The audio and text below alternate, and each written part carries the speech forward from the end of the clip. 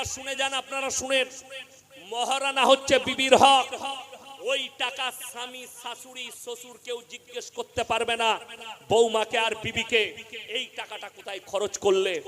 যদি আমাদের দেশে সিস্টেম হচ্ছে এখন বিয়েতে দেখবেন মহারানার বদলে কি দেয়, কানের দুল দিচ্ছে, গলার হার দিচ্ছে, হাতের বালা দিচ্ছে, দিচ্ছে না দেয় না? আমাদের বর্ধমানে হচ্ছে।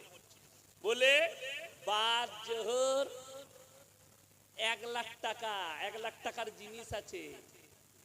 এরপর মহারানা মানে মেয়ের হক, সোনার জিনিসটা যদি মায়ের ঘরে রেখে চলে আসে, শাশুড়ি বলে দেলমোহরের ওটা কি হলো গো, সেই শাশুড়ি 100% কবরে মার খাবে।